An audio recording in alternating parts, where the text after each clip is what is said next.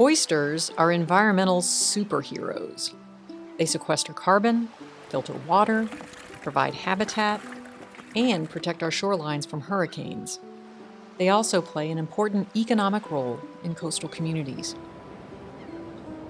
Climate change is threatening oyster populations worldwide, causing a ripple effect through the coastal communities that rely on them.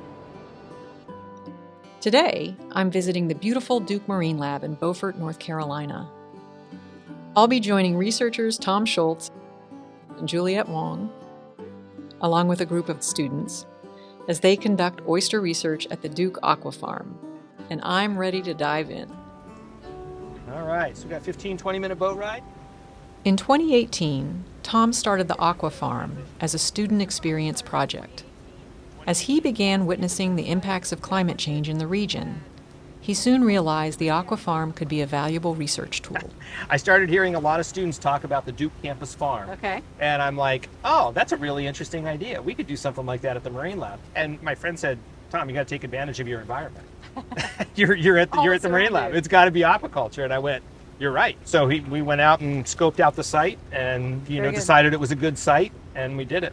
Tell me a little bit about what you're doing here with the students this year. There's a mortality event that's been hitting, the aquaculture industry, and we have farms in North Carolina where the farmers go out 1 week and the oysters are perfectly fine.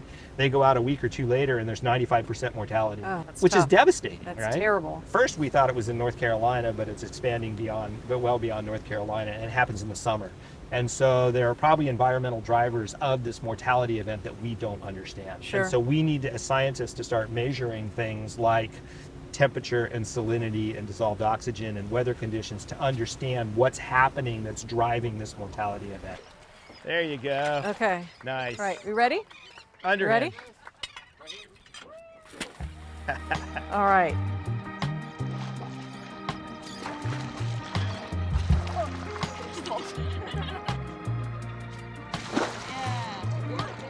What we're doing is we're sampling oysters sort of throughout the summer, and we're preserving them to look at gene expression, to look at their histopathology. This is important for us to understand how these organisms are responding to their environments over time. So we're creating a record. We're creating a record. This is one data point for today in that longer record that helps us tell a larger story if something happens later in the summer. Exactly. Awesome. So across the farm, we're measuring temperature, pH, oxygen, and salinity so that we really understand what it is these oysters are experiencing here locally on the farm and how those different environmental parameters are contributing to their performance.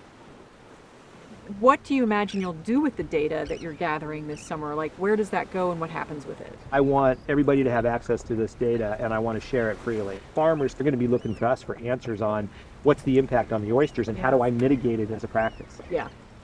We don't know the answers to that yet, but that's what we're trying to figure out. We're doing basic science and doing basic science hopefully at a high level, right? And that information hopefully will trickle down into things that the farmers can implement to help sort of curb this mortality event.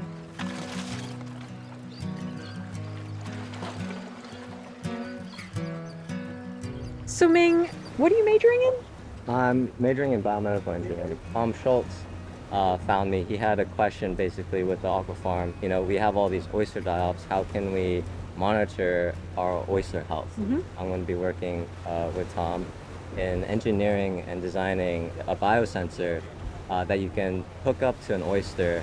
And this sensor, if do you mind if I go into it? No, please show me. Gaping is a physiological metric for oysters. It indicates that they're breathing, they're healthy, they're filtering water. So we'll hook up a magnet on one side and a sensor on the other.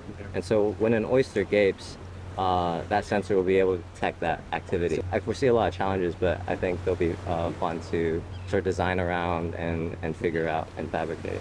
Students often ask me, like, how can I get involved in the climate work that you're doing? 9 times out of 10, I'm saying, well, what are you doing right now? And how do we find sort of the area that just plugs into? And that's what you did so beautifully. I'm interested in biomedical engineering, and I want to bring it to an important problem, and you found that match.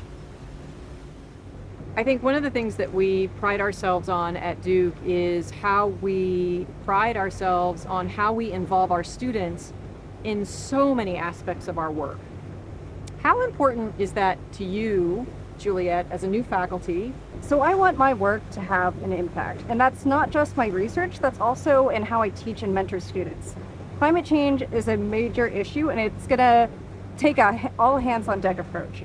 And for me, that means teaching and training and mentoring multiple generations of students to go out and tackle these problems and tackle these questions. Duke cares a lot about community and community interactions, right? And translating the basic science to a community level, at least in terms of the Aquafarm, is trying to solve a problem that matters for them, right? That is having an impact on the industry and on local farmers. And so right now we're at the point of starting the science and learning the science, and then getting that message out, hopefully, as answers emerge. So I think that's a really great sort of summary statement of the Duke difference. As the day comes to a close at the Aquafarm, I'm feeling a great deal of gratitude for the faculty and the students that make Duke so special. Spending time with climate change makers is the most rewarding part of my job. Witnessing their empathy, ingenuity, and dedication gives me an immense amount of hope for the future.